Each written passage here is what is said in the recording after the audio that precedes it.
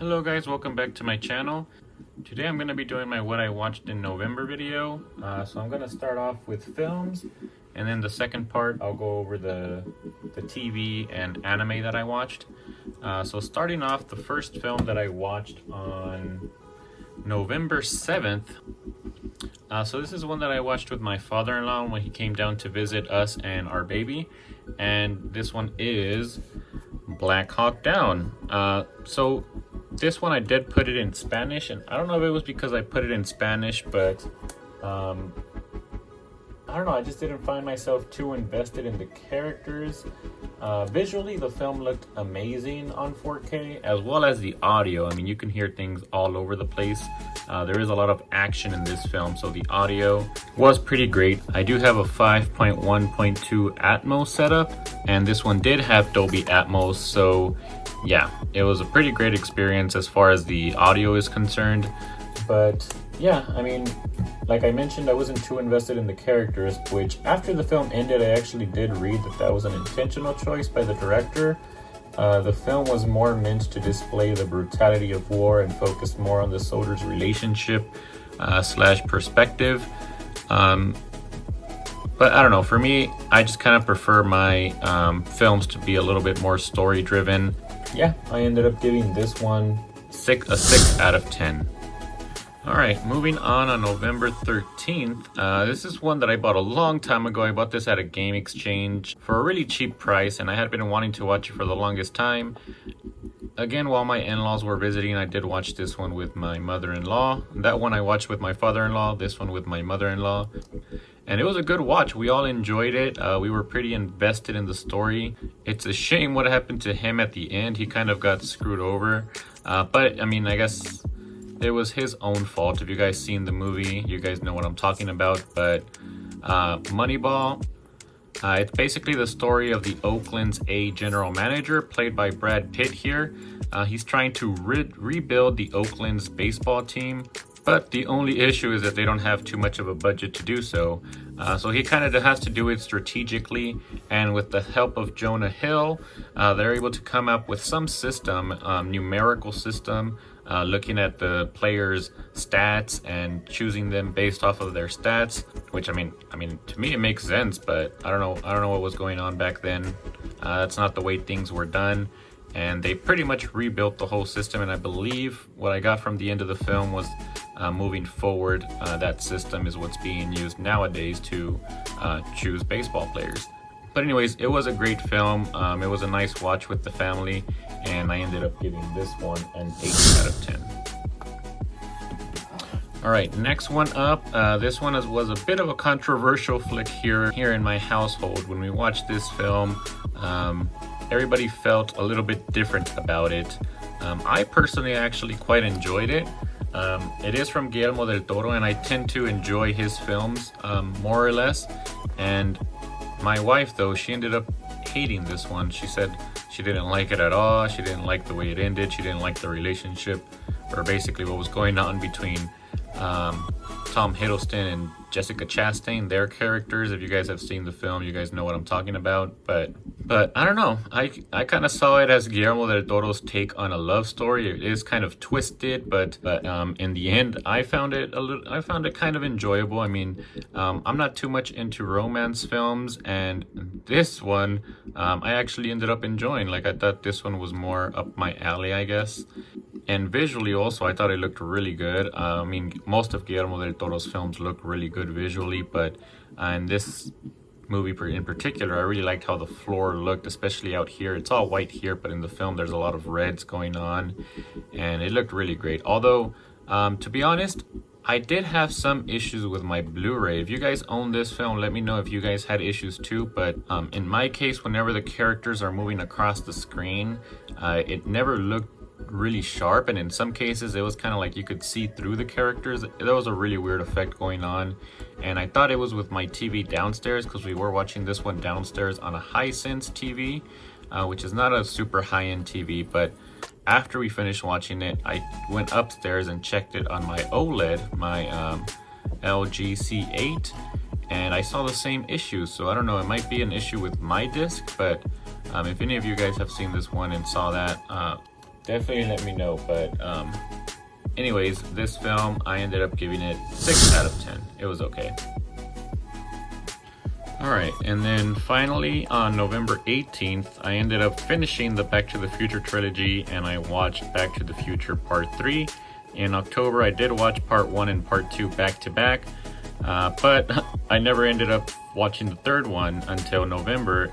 But yeah, Back to the Future Part 3, I thought it was a great way to end the trilogy. The ending in particular, I really enjoyed actually. For a second there, you thought the Doc and Marty were never going to see each other again, and then just like that, the Doc shows up with he ended up turning a train with his wife Clara into the time machine, and it was just nice to see them interact one last time. And then he just kind of flew off. He also went into the future and turned that one into a flying machine. So yeah, I thought it was a nice way to end the series, and overall the film was nice. It was taken, in this case, they went back to the Wild West, and I thought it was a nice change of pace between the first two films, because in the first two, they always went back to the same locations, it seemed like, but in this one, it was completely new. They were in the Wild West, and I enjoyed it. I ended up giving this one an 6 out of 10 as well, which I believe is the rating that I gave all of them, so I kind of enjoyed them all equally. Like I said, it all kind of felt like one long film, and to me, they were all of the same or close to the same quality. So yeah, that was Back to the Future Part 3. Alright, and then later that same day, on November the 28th, I did end up watching, or we ended up watching, the New Mutants. Me, my wife, and my sister-in-law, we all sat down, watched this one, and I think, well, my sister-in-law did end up enjoying it. I can't remember what my wife thought of it, but I was a little bit disappointed. Even though I had heard bad things about this one, I don't know. I still was kind of still giving it the benefit of the doubt, and I was still kind of excited to watch it because I love X-Men films. But I don't know, something about this one just didn't feel right. I think to me it might have been the acting. The acting was a little bit off on this one. The only actress who I really enjoyed was Anya Taylor-Johnson. Is that her name? No, it's actually just Anya Taylor-Joy. But yeah, I think she was probably the best part of the film. Even her abilities were pretty awesome, especially towards the end there when we got to see her dragon in action. I thought that was pretty cool. But yeah, other than that, I thought this one was pretty forgettable. I don't know how many times I'd end up rewatching this one. I am gonna keep it just because it is part of the X-Men franchise, and I love X-Men. So yeah, I'm gonna keep this Steelbook, but I gave this one 5 out of 10. Pretty forgettable, but yeah. Alright, so next up, for the first time in my life, I ended up watching Pan's Labyrinth.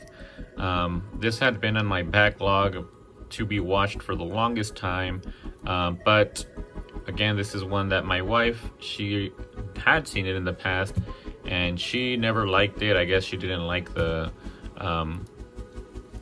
creatures Guillermo del Toro comes up with for this film. But one day I did eventually wake up a little bit early, and I just put it on and I watched it by myself, and yeah, I was really surprised. I was expecting something completely different. Based off the name of the film, Pan's Labyrinth, I was expecting this little girl to go through some sort of labyrinth and go through obstacles and run into different types of creatures and stuff like that. But no, it was actually something completely different, and I ended up really enjoying it. So as it says back here, it was set 5 years after the end of the Spanish Civil War, and this little girl, Ofelia, her mother actually ends up remarrying the captain of the Spanish army, and I mean, he was a ruthless character, and it kind of follows him trying to capture these Republican guerrillas. And in the background, there's also this fantasy type story that's going on with Ofelia.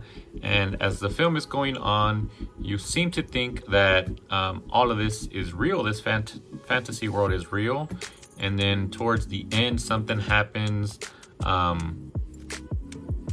and you start to question it. But for me, as far as I'm concerned in this film, I would say that everything that she saw and she went through was in fact real.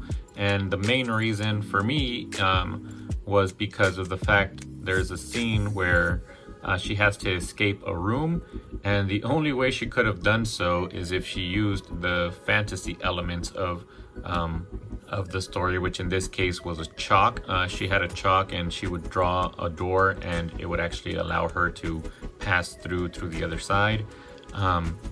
So yeah, I believe that everything that she was going through was in fact real, and the ending also I believe to be real.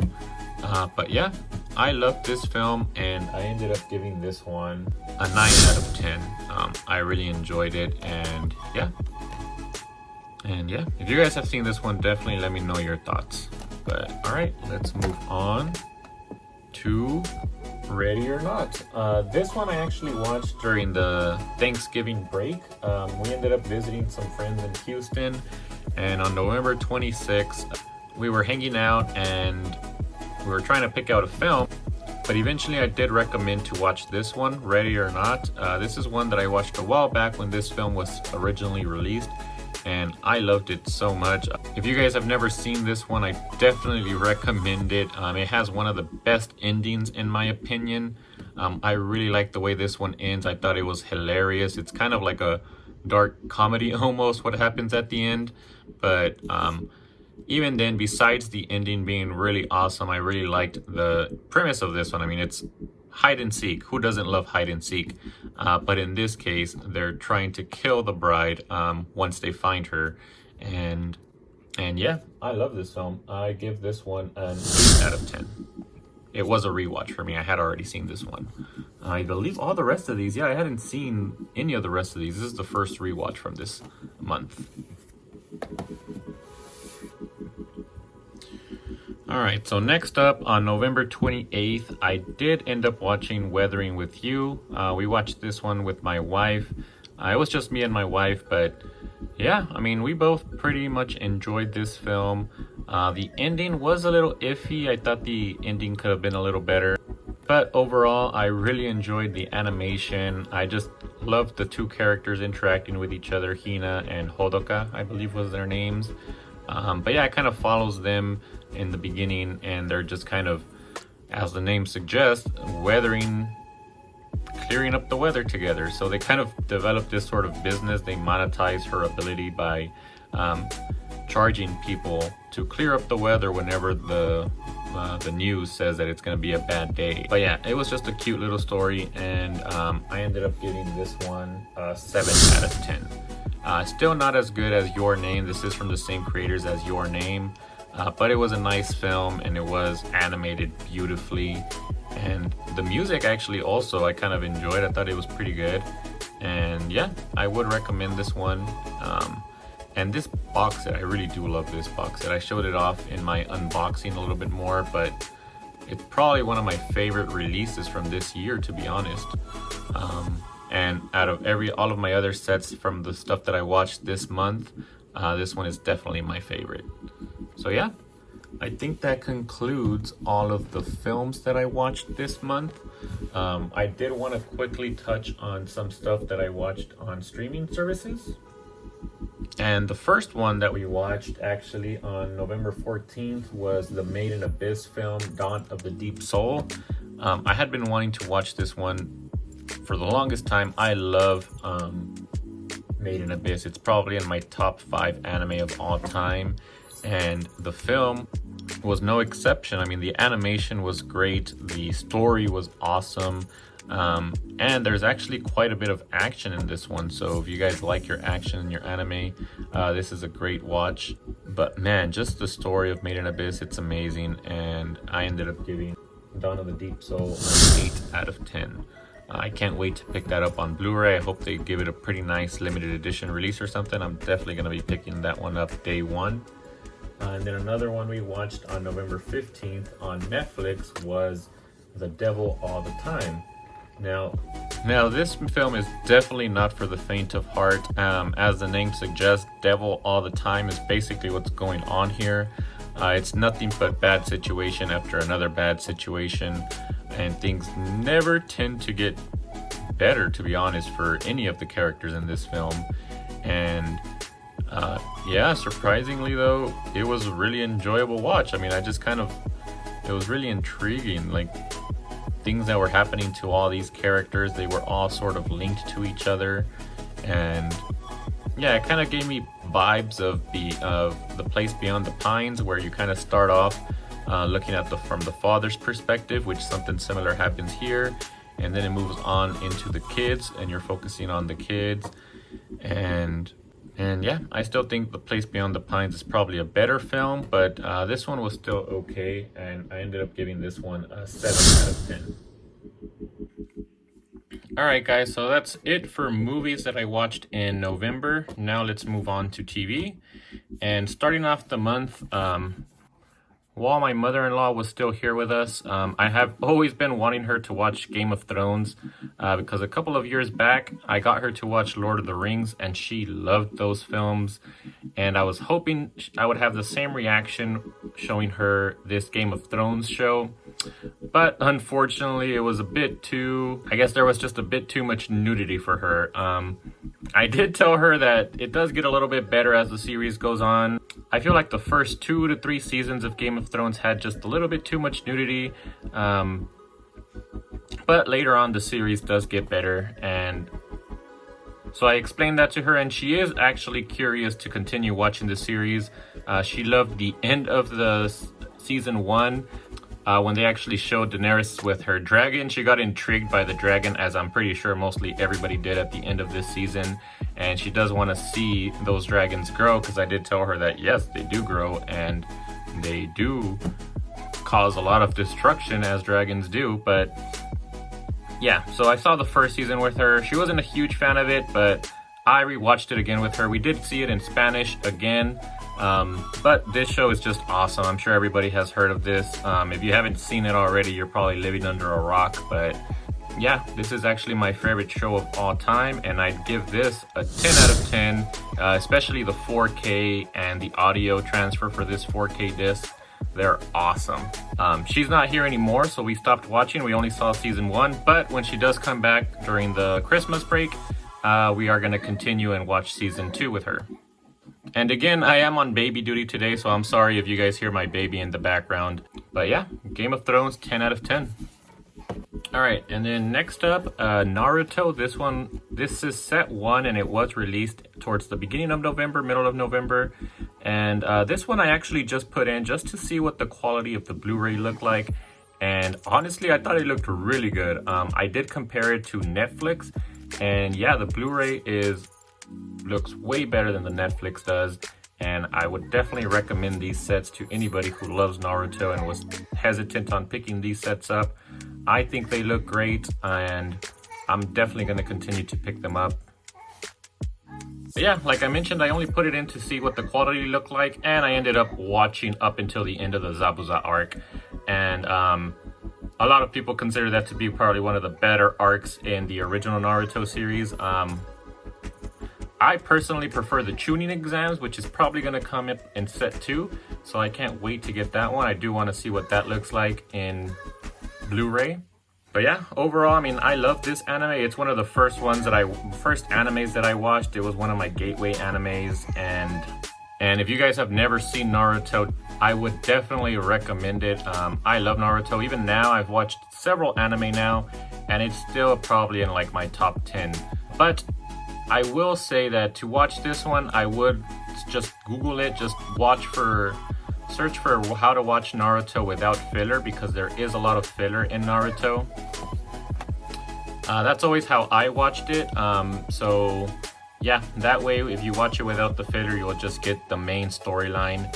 And in my opinion, it's a better watch, because if you try to get through all the filler in Naruto, you will probably get burnt out and want to stop watching the anime. So yeah, that's just a recommendation for me. So yeah, I'd probably give this one about an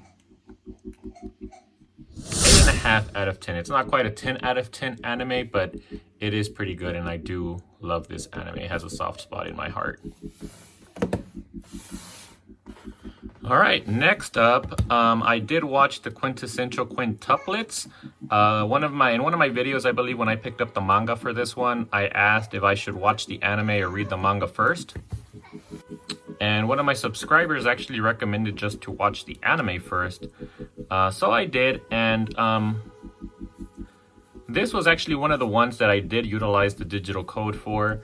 I definitely wanted to watch it back in November, so since I knew this was one that my wife wouldn't want to watch with me on the TV, I just decided to use the digital code. I watched it on the Funimation app, and to be honest, I actually watched like half of the show while I was at work. It was kind of slow because it was during like the Thanksgiving break, and I decided to just kind of watch it in the background at work on my phone, and it was a great time at work. It was one of the best times I've had at work in a while, but yeah, this is definitely... I did really enjoy this one, actually, and now that I'm reading through the manga,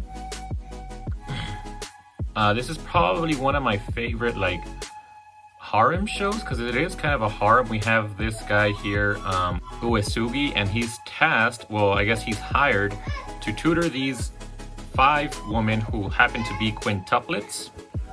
And when it comes to schoolwork, these girls are definitely not the brightest, and the protagonist here even goes so far as to call them dumb in some cases, and yeah, I'd have to agree with him. These girls are pretty bad, and even some of them, like, crap, hopefully I get these names right, but Ichiki? She actually does try, but even then, she still doesn't get the greatest grades. But let me just test myself here. Let's see if I can remember all these girls' names. I think that's Ichiki. Miku, I definitely remember. Yotsuba. She is Itsuki? Oh, I think this is Itsuki, and she's Ichika. And then she is Nino? I think, yeah, she's Nino. So yeah, I think I did an okay job. I'm not too sure about these two. I'm pretty sure this is Ichika and that's Itsuki. But yeah, if I'm wrong, definitely let me know. But anyways, I actually think I really enjoyed this one because I kind of related to the protagonist here. He was the smartest guy. He's like the top of his class. And he is a tutor, which when I was back in college, I was actually the top of my engineering class, and I was a tutor. So yeah, I think that's one of the reasons why I really enjoyed this show. I kind of put myself in his shoes, but the story just kind of follows him through the hardships of trying to tutor these girls, and some of them do end up giving him a hard time, but eventually they all sort of kind of start falling for him, and it's not a spoiler, but at the end you do know that he's going to end up marrying one of these.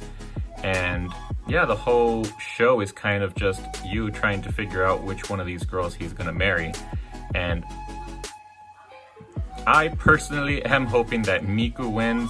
I don't know if just this season in particular was just kind of shipping these two, but they won me over, and I really do like Miku.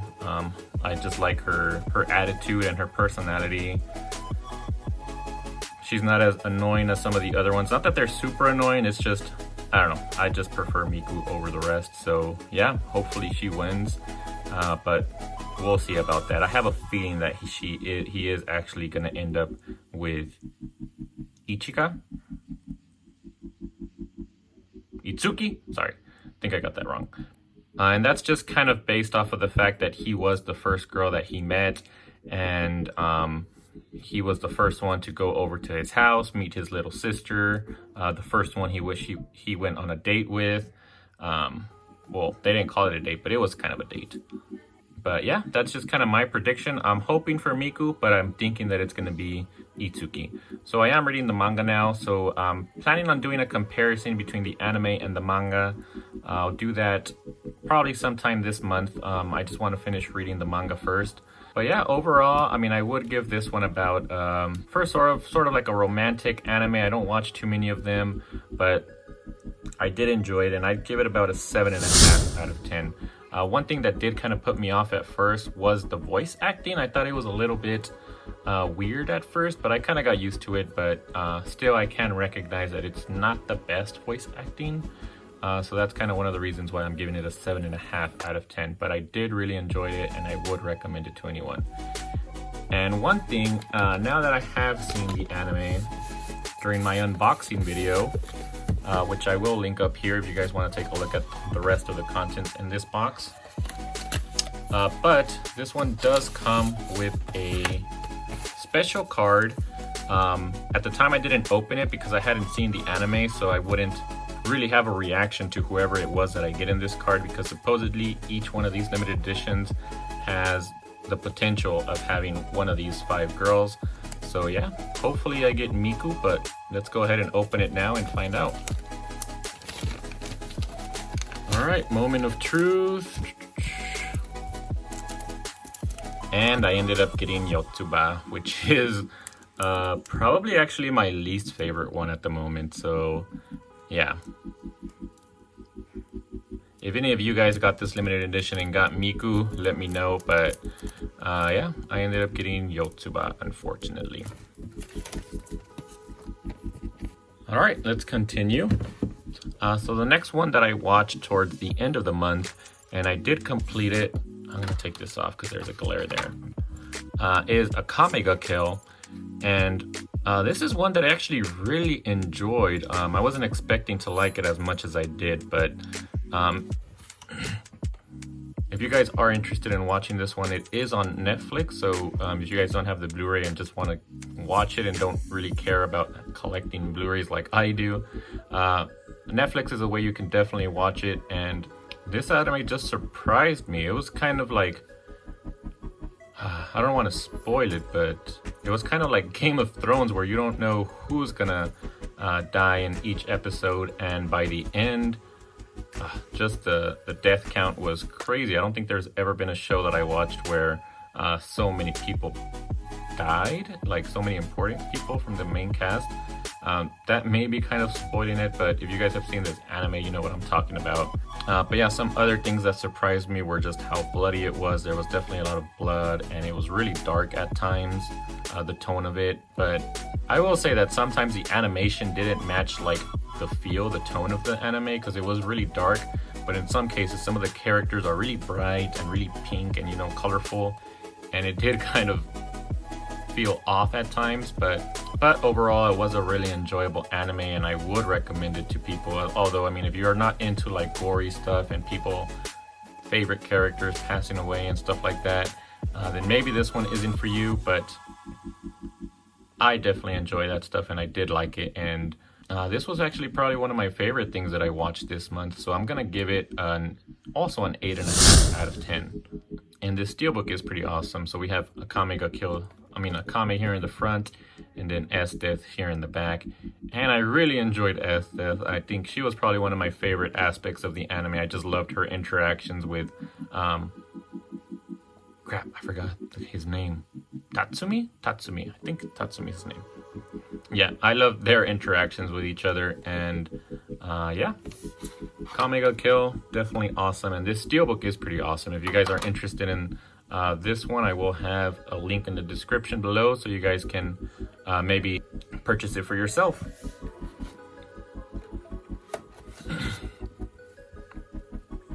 And it does come with a slipcover, which I do like. It does protect the steelbook. But I did notice that I'm already getting like a little bit of wear here from taking the slipcover on and off. So that is kind of a drawback of this slipcover. I don't like that it's damaging the steelbook a little bit there.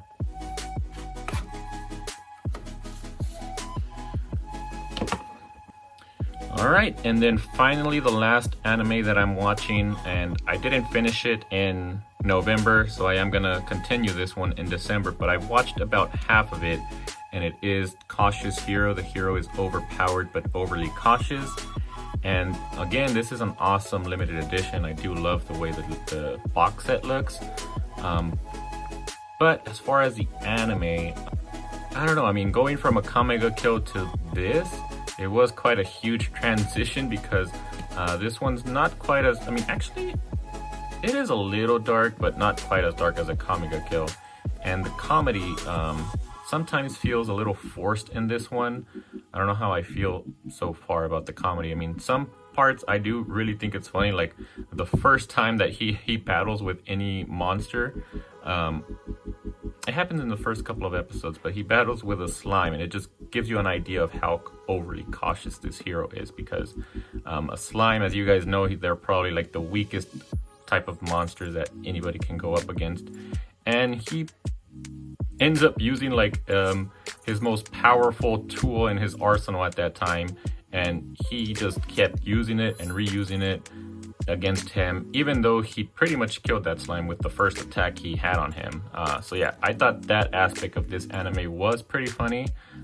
Just the fact that he is definitely overly cautious.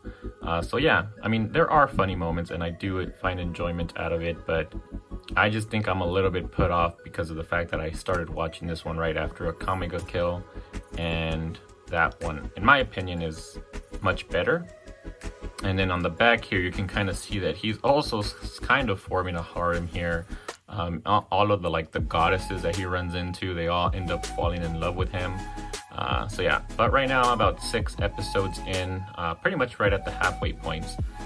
So yeah, once I finish this one in December, I'll let you guys know what my final thoughts are on it. But for now, it's pretty average. I mean, it's not my favorite anime, and I'd probably give this one about a 6.5 out of 10. But the box set is pretty awesome. This is probably my favorite box set out of the shows that I've watched this month.